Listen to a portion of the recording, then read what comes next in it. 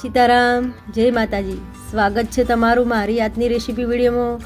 આજ તો આપણે બનાવશું દેશી લીલવા પાપડીનું શાક, એકદમ ટેસ્ટી અને એકદમ મસાલેદાર. તો તમે મારી રેસીપી પર નવા આવ્યો તો મારી ચેનલને સબસ્ક્રાઈબર કરી દેજો. તે માટે આપણે સામગ્રી તૈયાર કરી લઈશું. તે માટે બે મોટા ચમચા તેલ લીધું છે, અડધી ચમચી જીરું, અડધી ચમચી હિંગ, 2 ચમચી મરચું, સ્વાદ મુજબ મીઠું, અડધી ચમચી હળદર, અડધી ચમચી ધાણા જીરું પાવડર, બારીક જેટલો ગરમ મસાલો, 25 જેટલી લસણની કળીઓ ફોલીને તૈયાર કરીને લઈ લીધી છે મેં. અને આપણે લીલવા જે દેશી લીલવા પાપડી તે લેવાની. આપણે આ દેશી લીલવા પાપડી લઈ લેવાની છે. ફોલીને મેં દાણા તૈયાર કરીને લઈ લીધા છે, 1 વાટકી જેટલા મોટી. અને આપણે ડુંગળી કાપીને કટિંગ કરીને લીલી તૈયાર કરી છે. આપણે ટામેટું એક કટિંગ કરીને તૈયાર કરી છે. આપણે લીલા ધાણા નાખ્યા છે શાકમાં નાખવા માટે. આમે 1 વાટકી જેટલું લસણ લીધું છે, લીલું આવે તે. આપણે 5 જેટલા મરચાં લીલા કટિંગ કરીને લઈ લીધા છે. અને આપણે પાણી લીધું છે શાકમાં વેળવા માટે. તે માટે આપણે છે ને પહેલાં લસણની ચટણી બનાવી લઈએ. તે માટે મેં ખાણી પારી લીધી હતી. તેની અંદર આપણે જે લસણ બધું ફોલીને તૈયાર કર્યું તે અંદર એડ કરી દઈશું. અને આપણે મરચું બધું અંદર એડ કરી દઈશું. તેમાં આપણે થોડું તેલ એડ કરીશું. તેલ આપણે વધારે એડ કરવાનું નથી, થોડુંક જ એડ કરીશું. આપણે તેલ એડ કરીશું તો આપણી ચટણી છે તે ટીચવામાં સારી રીતે ટીચાય. તે માટે આપણે હવે લસણની ચટણીને સારી રીતે ટીચી લઈશું. તો જો આપણી ચટણી સરસ ટીચીને તૈયાર થઈ જશે. લસણ થોડું અધકચરો છે તોય પણ ચાલશે. આપણે બહુ ઝીણું નહીં કરીએ તોય પણ વાંધો નહીં આવે. જો મેં લસણની ચટણી બનીને તૈયાર કરી દીધી છે. હવે આપણે તે માટે મેં કુકરમાં તેલ હતું તે બધું ગરમ કરવા મૂકી દીધું હતું. તો આપણું તેલ ગરમ થઈ ગયું હતું. તેની અંદર આપણે જીરું હતું તે અંદર એડ કરીશું. જીરાને આપણે સારી રીતે ફૂટવા દઈશું. તેની અંદર આપણે હિંગ એડ કરીશું, મરચાં એડ કરીશું,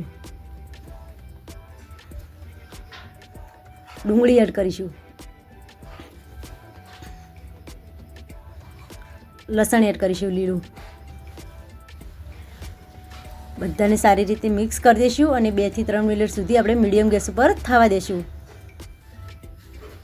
આપણે ફૂલ ગેસ રાખવાનો નથી. આપણે ફૂલ ગેસ રાખશું તો આપણે જે ડુંગળીને છે તે દાજી જશે. તે માટે આપણે મીડિયમ ગેસ ઉપર થવા દઈશું.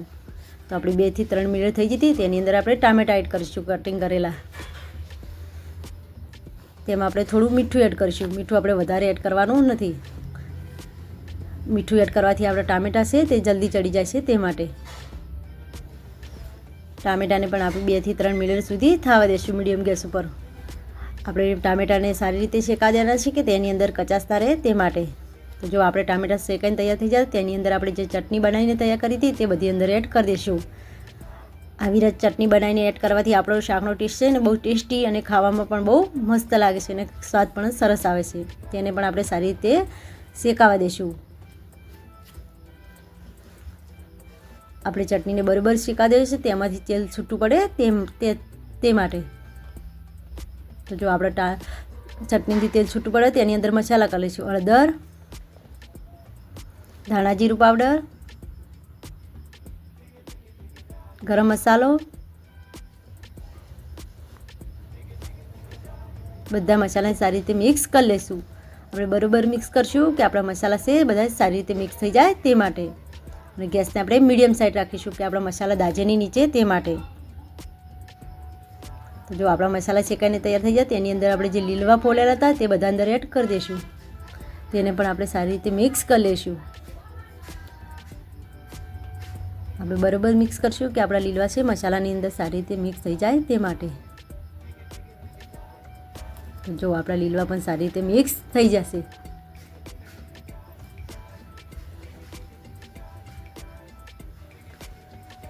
તો જો આપણા લીલવામાંથી શાકમાં તેલ છૂટું પડવા મળ્યું હતું તેની અંદર આપણે હવે પાણી એડ કરીશું.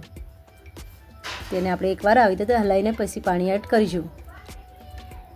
તો મેં 1 ગ્લાસ જેટલું પાણી લઈ લીધું છે શાકમાં વેળવા માટે. તે બધું આપણે અંદર એડ કરી દઈશું. તેને પણ આપણે સારી રીતે મિક્સ કરી લઈશું.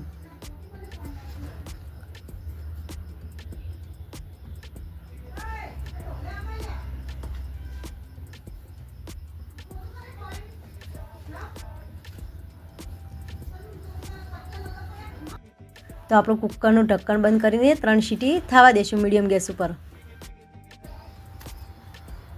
તો જો આપણી 3 સીટી થઈ જતી અને ગેસને ખોલીને જોઈ લઈએ તો કે આપણું શાક ચડી જશે કે નહીં.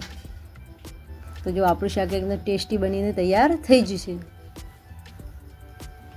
તેને આપણે આવી રીતે હલાવી લઈશું એકવાર. તો જો આપણો હાથની મદદથી આવી લીલવા ભાગીએ તો તરત ભાગી જાય એવા ચડીને તૈયાર થઈ જશે.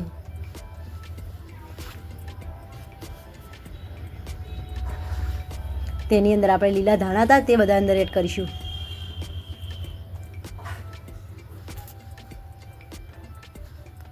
જો આપણું શાક એકદમ ટેસ્ટી બનીને તૈયાર થઈ જશે.